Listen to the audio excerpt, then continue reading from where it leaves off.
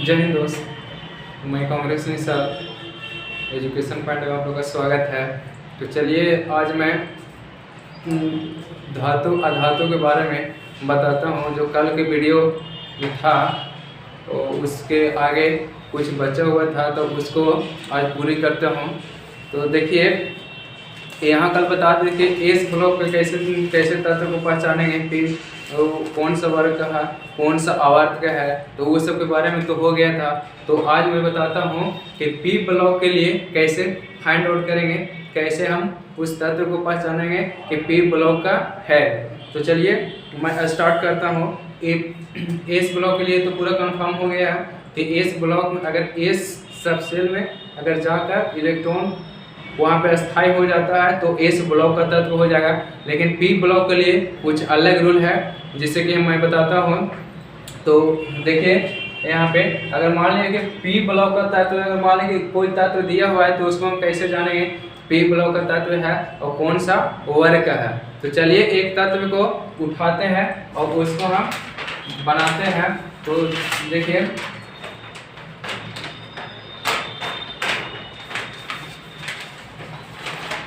जैसे मान लेते हैं हम ओ ऑक्सीजन लेते हैं तो ऑक्सीजन का एटॉमिक नंबर होता है 8। इसको हमको फाइंड करना है कि कौन सा वर्ग का है, कौन सा आवर्त का है, कौन सा ब्लॉक का है। तो ऑक्सीजन के लिए क्या करते हैं, तो कल फॉर्मूला बताए थे कि 1s2 2s2 2p6 इस पे तोड़ देते हैं।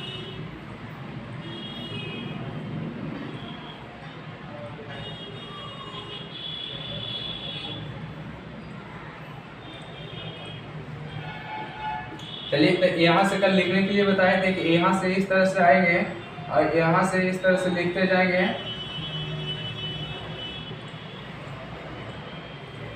इस तरह से तो इसको लिखने का नियम होता है कि जो एरो वाला लिखा हुआ है उसको पहले लिख देंगे। तो क्या हो जाएगा इसका, देखिए इसको पहले लिख लेते हैं। तो ये इसको यहाँ लिखते हैं, ऑक्सीजन को 8 लिखते हैं। तो यहाँ पे तोड़ते हैं तो 1s2 रखेंगे और फिर क्या आया 2s2 आया है तो 2s2 और फिर क्या आया फिर 3p। अब यहाँ पे भी देखना है कि कौन सा कितना इलेक्ट्रॉन है। कितने इलेक्ट्रॉन है, 8 इलेक्ट्रॉन है। तो 8 इलेक्ट्रॉन है तो 4 को हो गया अर्थात 2p4 हो जाएगा, 2p4।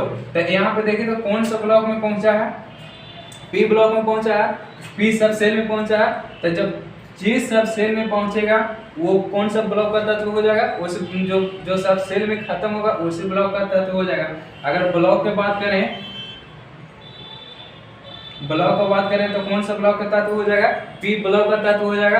अब यहाँ पे हमको फाइंड करना है वर्ग, कौन सा वर्ग का है, कौन सा आवर्त का है। तो यहाँ पे ये पी ब्लॉक के लिए एक नियम होता है कि जो बगल का जो इलेक्ट्रॉन रहेगा अर्थात बगल में ये वाले इलेक्ट्रॉन है तो ये दोनों इलेक्ट्रॉन को ऐड कर देना है।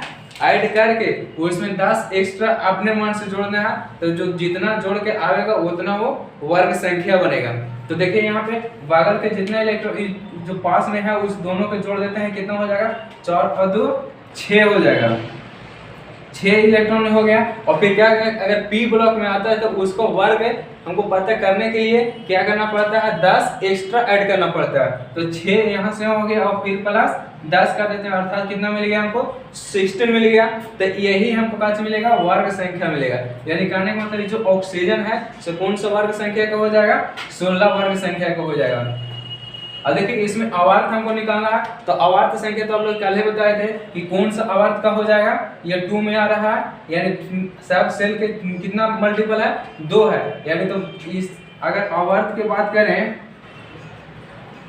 बात करें तो कितना हो जाएगा, 2 हो जाएगा। और जो 16 आया है से ई वर्ग आ जाएगा, ई वर्ग आ जाएगा। मेरे ख्याल से समझ में आ गया। चलिए इसको कंफर्म होने के लिए यहाँ पे चेक कर लेते हैं। जैसे देखिए ऑक्सीजन को लिए थे तो उसमें कितना वर्ग, कौन सा वर्ग का तत्व है, कौन सा आवर्त का तत्व है, इसको हम देख लेते हैं। तो यहाँ देखिए तो कौन किस में खत्म हुआ, पी ब्लॉक में खत्म हुआ। तो देखिए यहाँ ऑक्सीजन जो है किस ब्लॉक का तत्व है, पी ब्लॉक का तत्व है। कंफर्म। अब यहाँ देखिए वर्ग हमको फाइंड करना है, तो क्या चीज़ है कि जो साइड पास में जितने इलेक्ट्रॉन रहेगा दोनों का ऐड कर लेंगे और उसमें 10 एक्स्ट्रा ऐड करेंगे और जितना जोड़ के आएगा वही हमको वर्ग संख्या मिलेगा। तो यहाँ कितना आया था 2 4 6 आया, तो उसमें 10 एक्स्ट्रा अपना मान से ये जोड़ना है था, तो 10 6 16, यानी यही हमको आज मिलेगा वर्ग संख्या मिलेगा। तो यहाँ देखिए वर्ग संख्या कितना है 8, ऑक्सीजन को 8 में रखा गया है। अवर्त के, तो अवर्त के देखिए अवर्त कितना है 2 है, यहाँ पे कितना आया है, यानी पी ब्लॉक के साथ में कितना है, यहाँ पे पी ब्लॉक के साथ में 2 है, तो यही हमको आज बता देगा वर्ग संख्या अवर्त संख्या बता देगा। तो देखिए अवर्त संख्या 2 में है कि नहीं से, तो यहाँ देखिए यहाँ पे वर्ग 2 अवर्त 2 है, तो यहाँ पे भी हमको कितना आ गया है वर्ग 2 आ गया है कन्फर्म। तो एस के लिए बता दिए, पी के लिए बता दिए, एस के लिए कल वाला वीडियो बताए थे, और पी के लिए आज कंफर्म हो गया, और डी के लिए भी बता देते हैं हम। चलिए तो मेरे ख्याल से ये समझ में आ गया होगा। तो डी ब्लॉक के लिए एक अलग रूल होता है, तो इसको क्लीन करते हैं। अब डी ब्लॉक के तत्व के हमको फाइंड करना है, तो डी ब्लॉक के कैसे तत्व को फाइंड करेंगे। वो डी ब्लॉक अगर कोई भी तत्व अगर ले लेते हैं तो वहां से हमको पता करना होगा कौन सा वर्ग का कौन सा वर्ग का है, तो उसमें से भी एक एलिमेंट ले लेते हैं, कोई वाला भी ले लेते हैं। जैसे डी ब्लॉक का ये वाला तत्व माना जाता है वर्ग 3 से वर्ग 12 तक, ये जितना ये वाला तत्व रहेगा वो सभी डी ब्लॉक का तत्व है। तो डी ब्लॉक के तत्व कोई वाला एक ले लेते हैं, जैसे मान लिया कि कॉपर लेते हैं, तो एक कॉपर के अगर लेते हैं तो कॉपर, तो सबसे पहले Cu, तो Cu के एटॉमिक नंबर कितना होता है 29 होता है,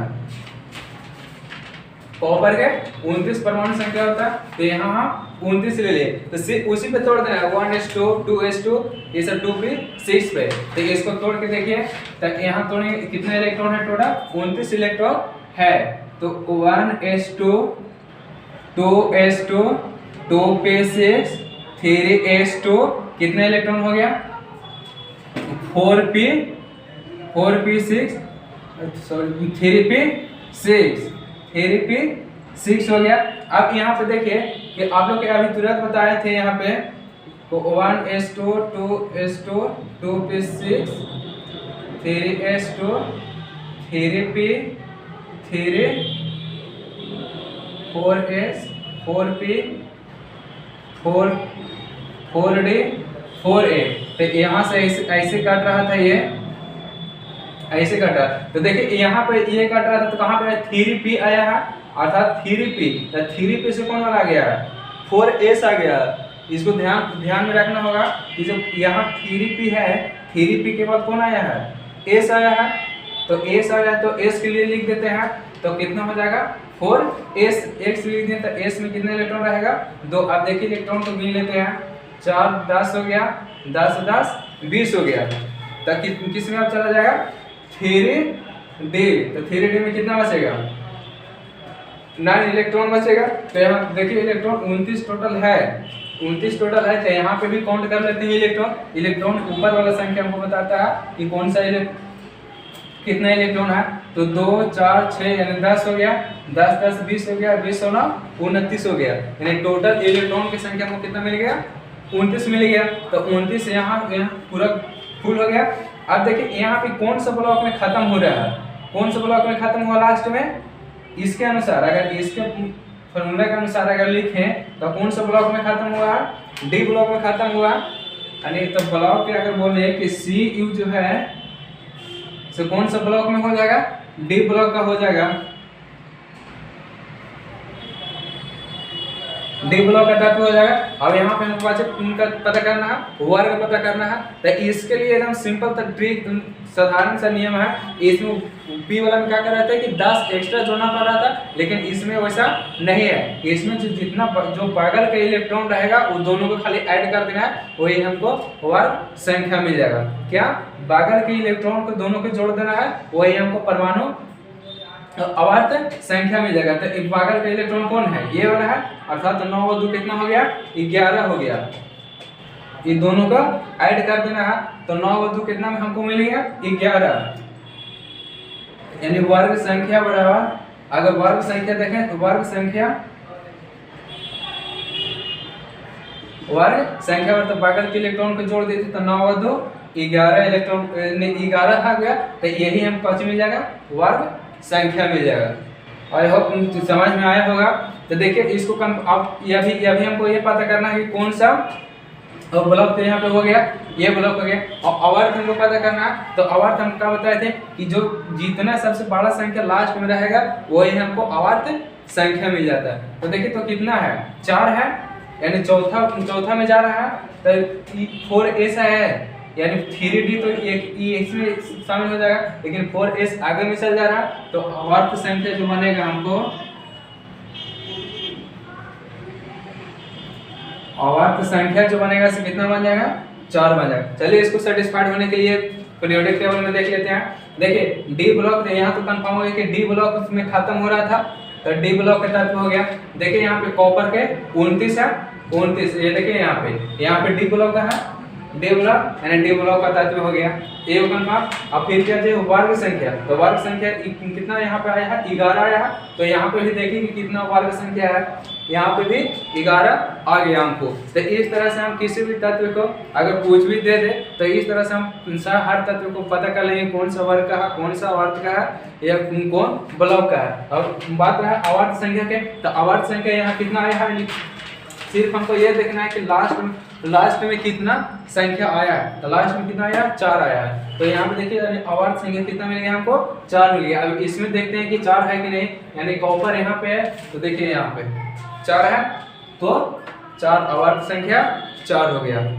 मेरे ख्याल से तो समझ में आया होगा। अगर न समझ तो वीडियो को बार बार फिर रिटर्न करके देखिएगा, समझ में आएगा, इतना टफ भी नहीं है। तो चलिए अगला बताते हैं। अब ये बताते हैं कि कौन सा कक्षा में कितना इलेक्ट्रॉन रहेगा, फर्स्ट कक्षा में कितने इलेक्ट्रॉन, सेकंड कक्षा में कितने इलेक्ट्रॉन, थर्ड कक्षा में कितने इलेक्ट्रॉन। तो उसके लिए एकदम सिंपल सा एक फॉर्मूला होता है, उसको आप याद रखें तो हर कक्षा में इलेक्ट्रॉन की संख्या निकाल सकते हैं। तो कक्षा में इलेक्ट्रॉन की संख्या बराबर एक फॉर्मूला होता है, कक्षा में इलेक्ट्रॉन की संख्या बराबर, तो संख्या बराबर क्या होता है, 2n के स्क्वायर कर देंगे। यही कक्षा, तो जहां n क्या हो गया, कक्षा की संख्या हो गया। समझ में आया। चलिए देखिए इसी तरह से हम फाइंड कर लेते हैं कि कौन सा कक्षा में कितना इलेक्ट्रॉन होता पाया जाता है। तो जैसे मान लें कि हम n बराबर 1 लेते हैं, यानी पहला कक्षा में लेते हैं, तो पहला कक्षा में इलेक्ट्रॉन की संख्या देखते हैं, तो 2 तो जब करते रहेगा इनटू n की जगह पे कितना बैठाना, 1 के स्क्वायर यानी 2 इलेक्ट्रॉन हो जाएगा। यानी पहला कक्षा में हम कितना इलेक्ट्रॉन रख सकते हैं, 2 इलेक्ट्रॉन रख सकते हैं। इससे कम हो सकता है, बिल्कुल हो सकता है, लेकिन इससे ज्यादा पहला कक्षा में इससे ज्यादा नहीं रख सकते हैं। दूसरा कक्षा में देखते हैं, तो ये 2 तो कांस्टेंट हमेशा रहेगा, तो 2 इंटू 2 के स्क्वायर कर देंगे, तो 2 दूनी 4, 4 दूनी 8 हो गया। यहाँ पे कितना हो जाएगा, 8 इलेक्ट्रॉन हो गया। यानी दूसरी कक्षा में कितना इलेक्ट्रॉन रख सकते हैं, 8 इलेक्ट्रॉन रख सकते हैं। इससे कम हो सकता है, लेकिन इससे ज्यादा नहीं रख सकता। चलिए तीसरा कक्षा में देखते हैं। तीसरा कक्षा में कहने के लिए फॉर्मूला है 2n स्क्वायर। तीसरा कक्षा में देखते हैं, तो ये 2 तो जो का त्यों रहेगा, n के जगह पे अभी 3 बैठा देना है, तो 3 के स्क्वायर 3 के 9 देने के 18। यानी थर्ड कक्षा में मैक्सिमम कितना इलेक्ट्रॉन रह सकता है, 18 इलेक्ट्रॉन रह सकता है। इस तरह से कोई भी कक्षा में अगर निकालना है, कितनों बड़ा कक्षा दे दे, उसमें अगर पूछ दे कि इस कक्षा में कितने इलेक्ट्रॉन की संख्या रहेगा, तो हम आसानी से निकाल सकते हैं। चलिए मेरे ख्याल से समझ में आया होगा।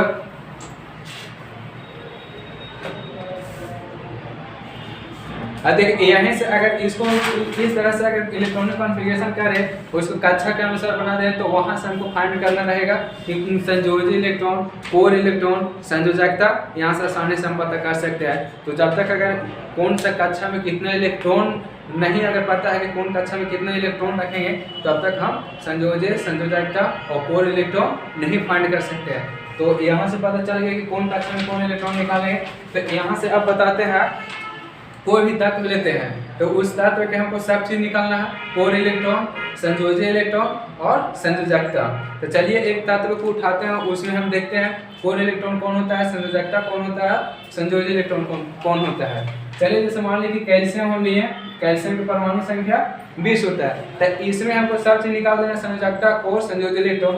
तो सबसे पहले पहला कक्षा, इसको कक्षा बना देंगे। तो पहला कक्षा में 2 इलेक्ट्रॉन रहेगा, समझ रहा है। तो अभी तुरंत फॉर्मूला होता है 2n² से निकालिए तो कितना आएगा, 2 आएगा। और दूसरी कक्षा में हमको कितना मिल जाएगा, 2 दूनी 4, 4 दूनी 8, यानी इसमें कितना इलेक्ट्रॉन मिलेगा हमको, 8 इलेक्ट्रॉन मिल जाएगा, 8 इलेक्ट्रॉन हो गया। अब यहाँ पे ये भी देखते जाना है कि कितना इलेक्ट्रॉन इसके पास है, 20 है, यहाँ 10 हो गया है। चलिए फिर यहाँ इलेक्ट्रॉन कक्षा बनाते हैं, तो बचा कितना, 10 हो गया, 10 को और बचा है। तो आपको पता होगा थर्ड कक्षा में हम कितना बोले, 18 बोले, लेकिन 18 से क्या है, कम है, कितना आ रहा है, 10 आ रहा है। तो कोई भी अंतिम कक्षा में हम 10, 11, 12, 13, 14 ये सब नहीं रख सकते हैं। जब भी रखेंगे तो 8 इलेक्ट्रॉन रखेंगे, और न तो फिर इससे कम हो सकता है, और न तो फिर 18 इलेक्ट्रॉन रख सकते हैं। कितना रखेंगे, 8 है तो 8 रख सकते हैं, और 8 से कम भी हो सकता है, लेकिन 18 इलेक्ट्रॉन रख सकते हैं। अगर 8 से ज़्यादा यानी 9 से 17 तक इतना इलेक्ट्रॉन हम अंतिम कक्षा में नहीं रख सकते हैं। ये नियम के अनुसार इतना हम नहीं रख सकते। अगर मान लें कि इस दोनों के बीच में 9 से 17 के बीच में अगर कोई आ जाता है नंबर, तो उसको कितना लिखेंगे, 8 लिखेंगे अंतिम कक्षा में, 8, और उसमें बगल वाले में 8 लिखेंगे, और जितना इलेक्ट्रॉन बचेगा उसका अगला कक्षा में ट्रांसफर कर देंगे। यहाँ कितना बचा है, 10 बचा। तो अंतिम कक्षा में कितना रखना है हमको, यानी उसको कितना रखना है, 10 नहीं रखना है, यानी कितना, 8 रखना है हमको। तो 8 रखना है, तो यहाँ पे कितना इलेक्ट्रॉन रखा जाएगा, इसमें भी 8 इलेक्ट्रॉन रखा जाएगा। ठीक है, कितना बचा अब इलेक्ट्रॉन, 2 इलेक्ट्रॉन और बचा हुआ, तो 2 इलेक्ट्रॉन और बचा हुआ तो अगला कक्षा में डाल देते हैं। यानी कहने का मतलब कि अगर 8 आता है तो 8 इलेक्ट्रॉन रख सकते हैं, 18 आता है तो 18 रख सकते हैं। अगर 9, 10, 11, 12, 13, 14, 15, 16, 17 और 9 से 17 तक के कोई अगर संख्या आता है तो उसको इतना संख्या में नहीं रख सकते हैं। उसके लिए कितना रखेंगे, 8 रखेंगे। अगर 8 से कम है तो 8 से कम हम रख सकते हैं, 1, 2, 3, 4, 5, 6, 7 इतना तक भी रख सकते हैं। 8 है तो रख सकते हैं, लेकिन 9, 10, 11 वाला अंतिम कक्षा में नहीं रख सकते। उसके लिए 8 इलेक्ट्रॉन रखेंगे, और जितना इलेक्ट्रॉन बचेगा उसको अगला कक्षा में ट्रांसफर कर देंगे। तो 2 इलेक्ट्रॉन और बच रहा, तो 2 इलेक्ट्रॉन और बच रहा है, तो यहाँ पे कितना बना देंगे, 2 इलेक्ट्रॉन आगे ट्रांसफर कर देंगे। तो अब देखिए यहीं से हमको सब चीज़ मिलेगा, संयोजी इलेक्ट्रॉन, कोर इलेक्ट्रॉन और संयोजकता, यहीं से हम सब चीज़ फाइंड कर लेते हैं। तब देखिए अब कोर इलेक्ट्रॉन किसको बोला जाता है, तो बाहरी कक्षा में इलेक्ट्रॉन की संख्या को छोड़कर जितनी भीतरी कक्षा में इलेक्ट्रॉन की संख्या होता है उसी को बोला जाता है कोर इलेक्ट्रॉन बोला जाता है। यानी कोर इलेक्ट्रॉन कौन सा है, जो बाहरी कक्षा में जितना इलेक्ट्रॉन रहेगा उसको छोड़ देना है, और भीतरी कक्षा में जितना इलेक्ट्रॉन की संख्या रहेगा सबों को जोड़ के जितना संख्या आएगा वो हमको कैसे मिल जाएगा, कोर इलेक्ट्रॉन आ जाएगा। तो कोर इलेक्ट्रॉन बराबर यहाँ पे क्या देखते हैं, कोर इलेक्ट्रॉन बराबर कितना हो जाएगा, बाहरी कक्षा के इलेक्ट्रॉन की संख्या को छोड़ देना है, अर्थात ये वाला दोनों क्या करना है, छोड़ना है, और बाकी कक्षा में जोड़ देते हैं। तो 8 दूनी 16, 16 और 2 18, यानी कोर इलेक्ट्रॉन कितना हो जाएगा, 18 इलेक्ट्रॉन हो जाएगा। ठीक है, अब देखिए यहाँ पे संयोजी इलेक्ट्रॉन, अब एक होता है संयोजक। तो संयोजी इलेक्ट्रॉन के मतलब कहने का मतलब कि जितना अंतिम कक्षा में जितना इलेक्ट्रॉन हो जाए, यानी अंतिम कक्षा में जितना इलेक्ट्रॉन हो जाए, जितना का जब भी होता है 1 से 7, 8 तक होता है, तो संयोजी इलेक्ट्रॉन बाहरी कक्षा में कितना है, 2 है। तो संयोजी इलेक्ट्रॉन अगर देखें, संयोजी इलेक्ट्रॉन कितना हो जाएगा, इसमें 2 हो जाएगा।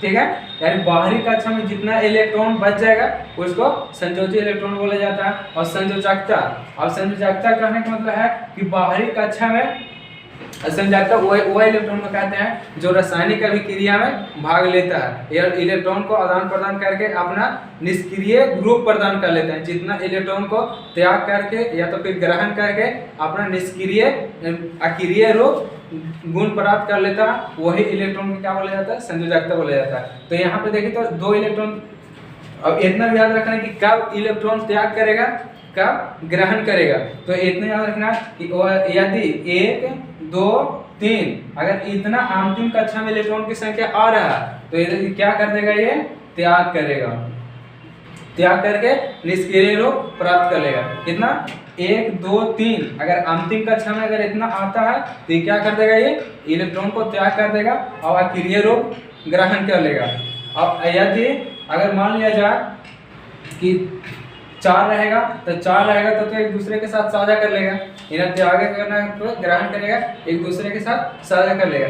यदि 5 6 7 इतना अंतिम कक्षा में इलेक्ट्रॉन बचता है तो इलेक्ट्रॉन को ग्रहण करेगा यानी दूसरा से लेगा तब अक्रिय रूप प्राप्त कर लेगा। यानी इसमें कितना इलेक्ट्रॉन लेगा, तब 8 इलेक्ट्रॉन अक्रिय रूप प्राप्त करने के लिए कम से कम 8 इलेक्ट्रॉन उस पर अंतिम कक्षा में पूर जाना चाहिए। तो देखिए तो यहाँ पे 5 इलेक्ट्रॉन है तो इसको अष्टक पूरा करने के लिए यानी 8 इलेक्ट्रॉन पूरा करने के लिए कितना इलेक्ट्रॉन की आवश्यकता रहेगा, 3 इलेक्ट्रॉन। तो ये 3 इलेक्ट्रॉन दूसरा से लेगा, ना कि 5 इलेक्ट्रॉन त्याग करेगा, क्योंकि काम वाला ज्यादा के पास जा सकता है लेकिन ज्यादा वाला कम के पास कभी नहीं जाएगा। इतनी याद रखना है कि काम वाला ज्यादा के पास जाएगा लेकिन ज्यादा वाला कम के पास नहीं जाएगा। तो यही जितना इलेक्ट्रॉन को त्याग या तो फिर ग्रहण करके अपना अष्टक पूरा कर लेता है और निष्क्रिय तत्व के रूप में मतलब प्राप्त हो जाता है, उसी को बोला जाता है संयोजकता बोला जाता है। तो यहाँ पे देखिए 2 इलेक्ट्रॉन अंतिम कक्षा में है तो 2 इलेक्ट्रॉन की त्याग देगा। तो जितना इलेक्ट्रॉन को जब त्यागेगा 2 इलेक्ट्रॉन, तो 2 इलेक्ट्रॉन त्याग करने के बाद में फिर क्या मिल जाएगा हमको, यहाँ पे अगर 2 इलेक्ट्रॉन हटा दिए तो क्या होगा, 8 इलेक्ट्रॉन बच गया। तो जितना त्यागा है यानी कितना त्यागा है, 2 इलेक्ट्रॉन को त्यागा था तो संयोजकता कितना हो जाएगा, ऊपर लिख देते हैं, संयोजकता कितना हो जाएगा, 2 हो जाएगा। मेरे ख्याल से समझ में आया होगा ये। अब देखिए इसके लिए तो 2 इलेक्ट्रॉन को त्याग दिया, ये आसानी से मिल गया, लेकिन ग्रहण करने वाला को देख लेते हैं एक आध को कि कौन सा इलेक्ट्रॉन ग्रहण करेगा। ठीक है, चलिए एक कोई अधातु तत्व लेते हैं और देखिए एक बात है कि जो इलेक्ट्रॉन को अगर त्याग करने की क्षमता होता है तो कौन सा हो जाता है, धातु हो जाता है। अगर 1 2 3 इलेक्ट्रॉन अगर अंतिम कक्षा में बच जाता है तो 1 2 3 इलेक्ट्रॉन के क्या करेगा, वो त्याग कर देगा। तो जब त्याग कर देगा तो एकदम फाइंड वहां से कर लेना है कि वो कौन सा हो जाएगा, धातु हो जाएगा। और यदि जब जो तत्व इलेक्ट्रॉन ग्रहण करके अपना अष्टक पूरा कर लेता है वो कौन सा हो जाएगा, अधातु हो जाएगा। यानी दूसरा से लेके अपना अष्टक पूरा करता है तो वो कौन अधातु हो जाएगा। या जैसे मान लीजिए 5 6 7 अगर इतना इलेक्ट्रॉन अंतिम कक्षा में अगर बच रहा तो वो हो जाएगा अधातु। चलिए देखिए जैसे एगो उदाहरण लेते हैं हम, जैसे यहाँ पे सोडियम क्लोरीन के लेते हैं। तो क्लोरीन अगर लिए हैं तो क्लोरीन के परमाणु संख्या 17 होता है। तो परमाणु संख्या इतना होता है तो इसको कक्षा बना के तोड़िए तो ये पहला कक्षा में 2 इलेक्ट्रॉन, दूसरी कक्षा में 8 इलेक्ट्रॉन हो जाएगा।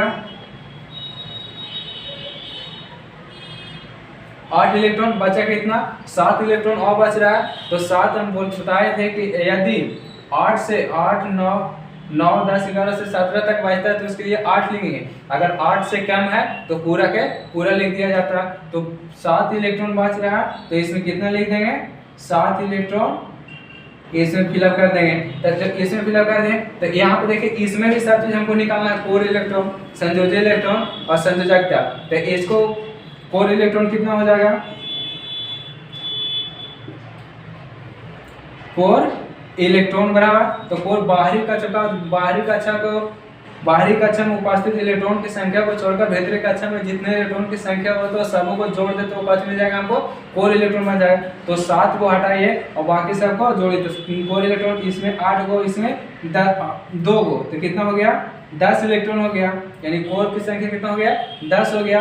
और संयोजी इलेक्ट्रॉन एक होता है संयोजी संयोजी इलेक्ट्रॉन। तो इसमें देखिए संयोजी इलेक्ट्रॉन क्या होता है कि जो अंतिम कक्षा में जितना भी संख्या हो जाए, अंतिम कक्षा में जितना भी इलेक्ट्रॉन की संख्या हो जाएगा वही हमको कक्षा मिल जाता है संयोजी इलेक्ट्रॉन हो जाता है। तो अंतिम कक्षा में कितना बचा है 2 4 6 और 7। तो यहाँ पे संयोजी इलेक्ट्रॉन की संख्या कितना हो जाएगा 7 हो जाएगा। समझ रहे हैं। अब देखिए यहाँ पे संयोजकता हमको निकालना है। तो संयोजकता हम अभी बताएं कि अंतिम कक्षा में आज तक पूरा करने के लिए यानी 8 इलेक्ट्रॉन पूरा करने के लिए जितना इलेक्ट्रॉन को त्यागा गया तो फिर ग्रहण होता है वही संयोजकता कहलाता है। तो अभी बताएं कि यदि 1 2 3 इलेक्ट्रॉन अंतिम कक्षा में बच रहा है तो ये क्या करेगा, ये तो त्याग करेगा, इलेक्ट्रॉन को त्याग कर देगा। और यदि 5 6 7 इलेक्ट्रॉन बच रहा है तो दूसरा से ग्रहण करके अपना अष्टक को पूरा कर लेगा और निष्क्रिय रूप प्राप्त कर लेगा। तो यहाँ पे कितना अंतिम कक्षा में बचा 7 इलेक्ट्रॉन बचा। तो 7 इलेक्ट्रॉन बचा तो क्या कर देगा, क्या करेगा, ये ग्रहण करेगा, ग्रहण इलेक्ट्रॉन को ग्रहण करके अपना अष्टक पूरा कर लेगा, निष्क्रिय रूप प्राप्त कर लेगा। तो कितना इलेक्ट्रॉन ग्रहण करेगा तो 8 इलेक्ट्रॉन हो जाएगा। अर्थात 7 में अगर 1 को ऐड कर देते हैं तो कितना मिल जाता है हमको 8 मिल जाता है। तो अष्टक पूरा कर लेते हैं, निष्क्रिय रूप प्राप्त कर लेता है। तो कितना इलेक्ट्रॉन प्राप्त ग्रहण किया है 1 इलेक्ट्रॉन। तो यानी संयोजकता कितना हो जाएगा, संयोजकता की संख्या 1 हो जाएगा। मेरे समझ में आया होगा।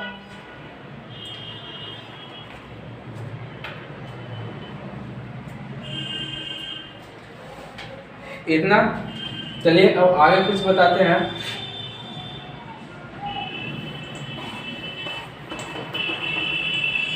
देखिए एक बात ये हर किसी को पता नहीं रहता कि परमाणु संख्या होता क्या चीज है। परमाणु संख्या सबसे पहले कोई लेखन कहता है कि जितना जैसे जैसे खोज होता गया उसके अनुसार नाम रखा गया, लेकिन ऐसा होता नहीं है। परमाणु संख्या कुछ अलग होता है। इसका मतलब ये नहीं कि जब खोजाया तो उसके अकॉर्डिंग नाम रखा जाता, उतना परमाणु संख्या रखा जाता है, ऐसा होता नहीं है। कि परमाणु संख्या रखने के लिए उसमें आप देखे हुए हैं कि नाभिक में यानी नाभिक ऐसे कोई कक्षा ले लिए तो नाभिक में क्या होता है N P होता है, यानी न्यूट्रॉन और प्रोटॉन होता है। तो न्यूट्रॉन तो लोग पता है कि उदासीन होता है, इसमें कोई चार्ज नहीं होता, कुछ होता ही नहीं है। तो ये प्रोटॉन की संख्या हो गया। तो जो भी तत्व के नाभिक में जितना संख्या होता है, यानी प्रोटॉन की संख्या होता है, किसी भी तत्व के नाभिक में जितना प्रोटॉन की संख्या होता है उसे परमाणु संख्या कहा जाता है। याद किसी भी तत्व के नाभिक में जितना प्रोटॉन की संख्या होता है वही परमाणु संख्या कहलाता है। यानी कहने का मतलब कि अगर मान लीजिए कि सोडियम एक धातु लेते हैं, सोडियम एक तत्व लेते हैं तो इसका परमाणु संख्या 11 होता है। यानी कहने का मतलब कि जो प्रोटॉन की संख्या होगा इसका नाभिक में से कितना होगा 11 प्रोटॉन की संख्या होगा। इसलिए इसका जो सोडियम के परमाणु संख्या से कितना रखा गया है 11 रखा गया है।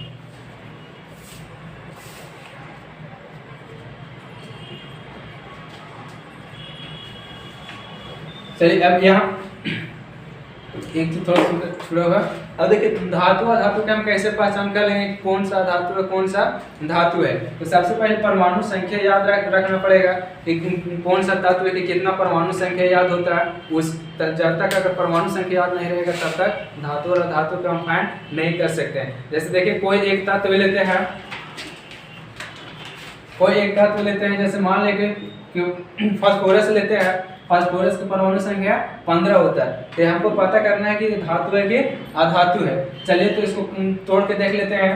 तो पहला कक्षा में 2 इलेक्ट्रॉन, दूसरी कक्षा में 8 इलेक्ट्रॉन, इतना हो गया, कितना हो गया 10 हो गया। बचा कितना 5 इलेक्ट्रॉन और बच रहा। तो 5 इलेक्ट्रॉन इस कक्षा में रखा जाएगा। इसमें कितना हो गया 5 इलेक्ट्रॉन रखा गया। तो अभी बताएं कि जो अगर 5 6 7 इलेक्ट्रॉन बचता तो इलेक्ट्रॉन को ग्रहण करता है। तो इतने याद रखना, यहाँ 5 बचा तो ये ग्रहण करेगा, यानी 3 इलेक्ट्रॉन दूसरा से लेगा। तो जो तत्व दूसरा से लेकर अपना अष्टक पूरा करता है वो पाछू हो जाता है, अधातु हो जाता है। मेरे ख्याल समझ यानी कोशिश करने का मतलब कि जो तत्व किसी जो तत्व इलेक्ट्रॉन को ग्रहण करके अपना अष्टक पूरा कर लेता है वो तत्व का हो जाता है अधातु हो जाता है। तो यहाँ से पहचान कर लेंगे। तो आपको एक और ले लेते हैं कोड। जैसे क्लोरीन को लेते हैं तो क्लोरीन के परमाणु संख्या कितना होता है 17 होता है। तो इसको भी तोड़ के देखते हैं। पहला कक्षा में 2 इलेक्ट्रॉन, दूसरी कक्षा में 8 इलेक्ट्रॉन, कितना हो गया 10 हो गया, बचा कितना 7, यानी इसमें कितना बच जाएगा, इसमें 7 इलेक्ट्रॉन हो जाएगा, 7 इलेक्ट्रॉन। तो देखिए तो इसमें 7 इलेक्ट्रॉन बचा।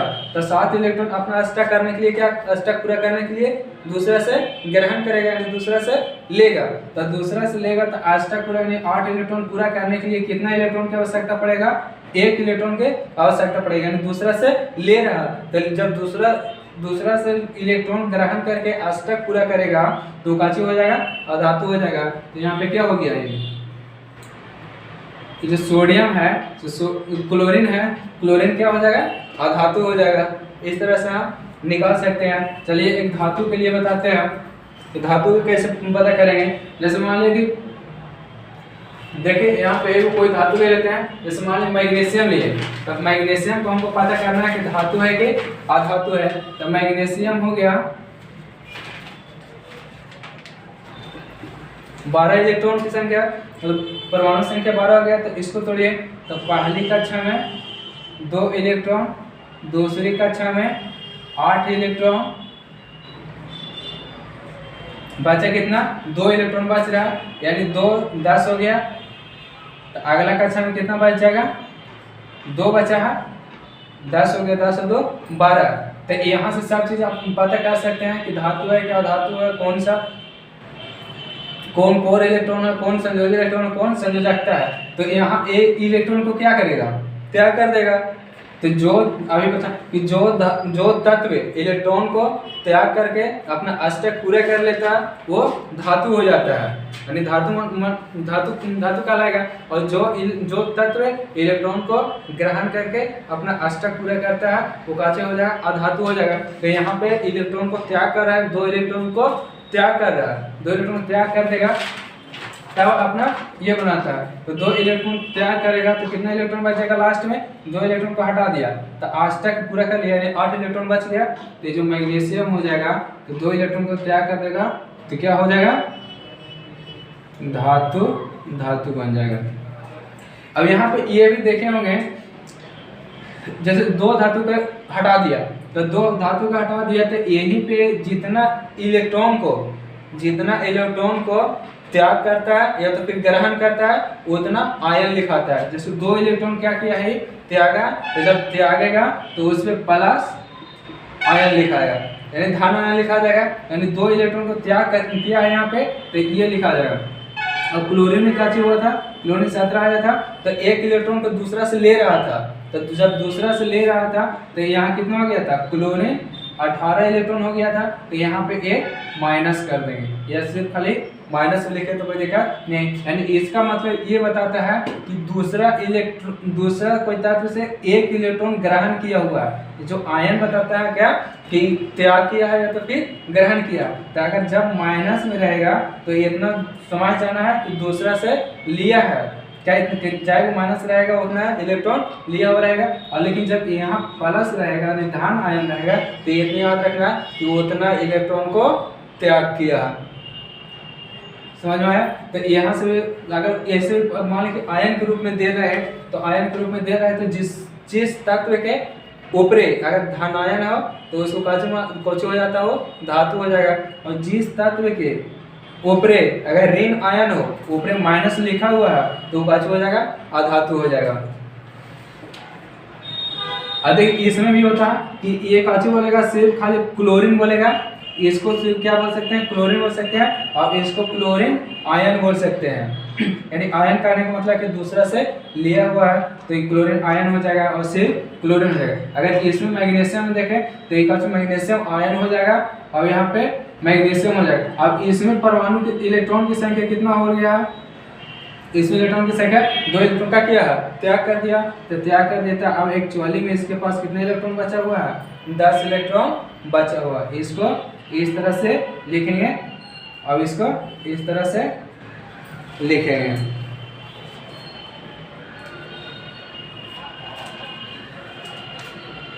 ठीक है, मेरे ख्याल से ये पीरियोडिक टेबल अच्छा से समझ में आया होगा। तो वीडियो को रोकते हैं। जय हिंद।